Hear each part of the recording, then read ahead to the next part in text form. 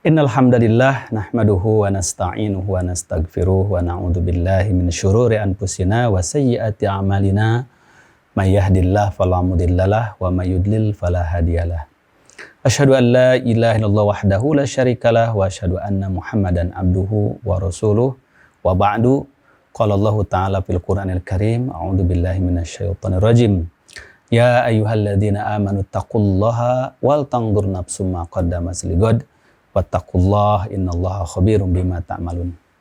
Ikhwata iman, pemirsa Persis TV dimanapun Anda berada. Salah satu daripada ajaran Islam yang paling mendasar adalah tentang tuntunan akidah.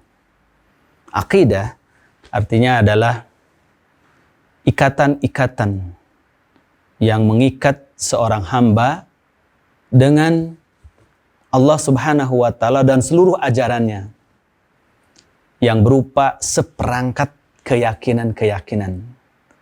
Karena itulah akidah secara istilah biasanya digunakan untuk satu ilmu yang berbicara tentang pokok-pokok kepercayaan, pokok-pokok keyakinan dan keimanan seorang manusia dengan Robnya, dengan Tuhannya.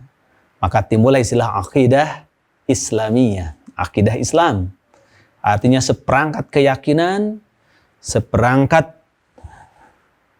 konsep sistem keimanan yang wajib dimiliki oleh seorang mukmin, yang wajib dipercayai oleh seorang muslim, yang tanpa keyakinan dan keimanan tersebut menjadi cacat keislaman, cacat keimanan, bahkan menyebabkan seseorang bisa keluar dari agama Islam.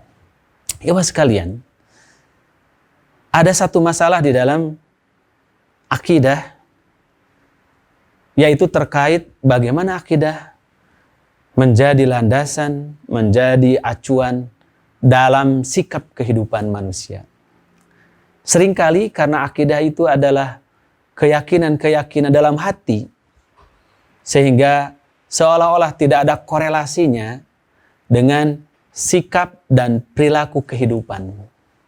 Nah, tentu saja pemahaman semacam ini adalah suatu pemahaman yang salah, yang keliru. Karena justru Rasulullah SAW menghubungkan kesempurnaan keyakinan, kesempurnaan akidah itu dengan kesempurnaan perilaku. Maka perilaku semakin sempurna, semakin baik, menggambarkan semakin sempurna dan baik akidah seseorang. Dalam hadis yang sahih, muttafaq alaihi, Rasulullah mengatakan, inna akmalal mu'minina imanan ahsanuhum khuluqa. Sesungguhnya orang-orang yang paling sempurna keimanan mereka, akidah mereka, dalam pandangan Allah Subhanahu wa Ta'ala adalah yang paling mulia akhlaknya. Ini menunjukkan, menerangkan bahwa puncak daripada kedalaman akidah, puncak daripada kesempurnaan akidah seseorang adalah setelah menjelmanya akidah itu dalam perilaku kehidupan. Saya ingin memberikan contoh bagaimana akidah Islam mengajarkan kepada kita suatu konsep keyakinan, tetapi seringkali justru tidak menjadi perilaku kehidupan kita. Salah satunya adalah ajaran akidah Islam, yaitu mengimani para malaikat Allah Subhanahu wa Ta'ala. Al-imanu bil malaikat, iman kepada para malaikat setelah iman kepada Allah. Di antara iman kepada para malaikat Allah, bahwa Allah Subhanahu wa Ta'ala menjadikan di antara para malaikat itu adalah pengawas, kemudian pendamping, sampai pencatat seluruh amal perbuatan kita, bahkan perkataan kita.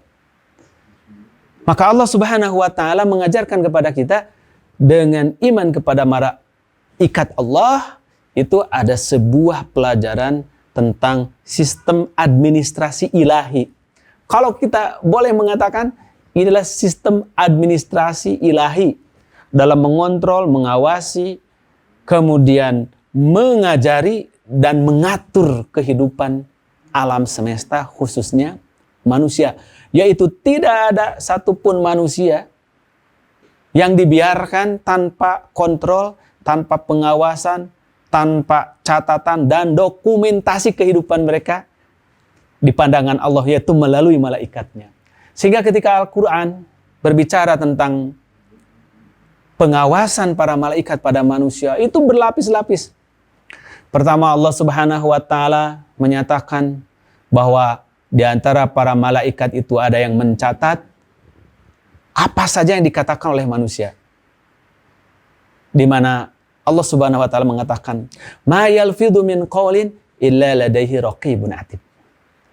Tidak ada satupun kalimat yang terucap dari mulut seseorang illa ladaihi raqibun atid, melainkan di samping, di hadapan orang tersebut ada raqib dan atid, dua malaikat yang mencatatnya.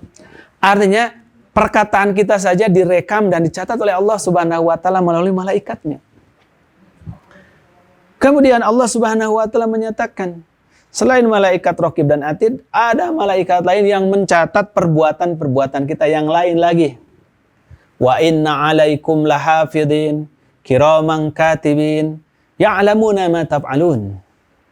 Sesungguhnya atas setiap kalian, wahai manusia, lahafidhin, ada para malaikat penjaga, pemelihara, pengontrol, pendamping. Kiraman katibin, yaitu para malaikat mulia yang mencatat amal kita. Kemudian selain daripada itu, Allah Subhanahu wa Ta'ala menjadikan di alam semesta ini ada alat-alat yang merekam, alat-alat yang mencatat seluruh perbuatan manusia secara pribadi maupun secara berkelompok.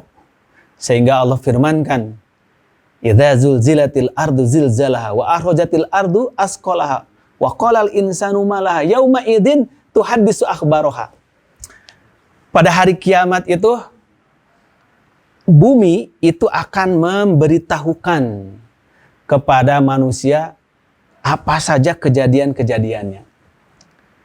Di dalam sebuah hadis Rasulullah SAW mengatakan, tidaklah seorang melakukan suatu amalan di suatu tempat, di suatu waktu, melainkan bumi itu akan menjadi saksi kepada dia pada hari kiamat. Oh, si fulan telah melakukan ini di hari ini, jam sekian, perbuatan ini. Semuanya memberi kesaksian. Artinya mereka merekam dan mencatatnya. Bahkan diri kita sendiri, Allah Subhanahu wa Ta'ala telah menetapkan dalam diri manusia juga ada yang merekamnya, mencatatnya.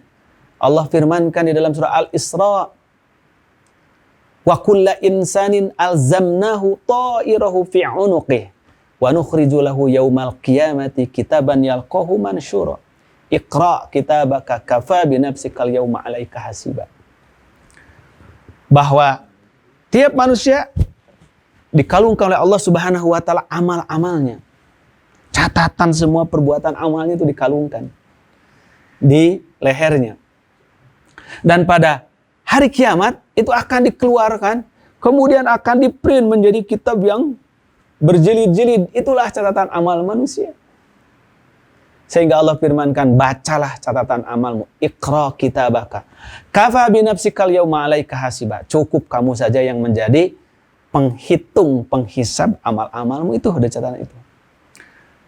Kemudian tidak cukup sampai di sana, Allah Subhanahu wa Ta'ala menjadikan apa? Dalam diri manusia, kulitnya, tangannya, kakinya, semuanya menjadi saksi. Al-yauma nakhtimu ala afwahihim wa tukallimuna aydihim wa tashhadu arjuluhum bima kanu yaksibun. Pada hari itu mulutnya terkunci, tidak bisa berkata. Yang menjadi saksi adalah tangan dan kakinya terhadap apa yang mereka kerjakan. Ikhwah fillah, artinya apa? Allah Subhanahu wa Ta'ala mengajarkan kepada orang-orang beriman bagaimana Allah mempunyai sebuah sistem yang dahsyat dalam mengontrol, dalam mengawasi, dalam mendokumentasikan seluruh amal perbuatan manusia. Maka orang-orang beriman begitu takut berbuat dosa, begitu takut berbuat maksiat, karena kesadaran bahwa kamera ilahi, pengawasan Allah melalui para malaikatnya tidak memungkinkan manusia untuk melanggarnya. Namun apa yang ingin kita ambil pelajaran dari iman kepada para malaikat ini? Apakah keyakinan tentang diawasi Allah, didampingi para malaikat Allah, direkam segala amal, dicatatkannya, mendorong orang-orang yang telah beriman menjadi pribadi-pribadi yang disiplin, pribadi-pribadi yang teratur, pribadi-pribadi yang takut untuk melanggar. Maka sangat disayangkan jika keimanan kepada para malaikat Allah Subhanahu wa taala tidak merubah pola hidup kita.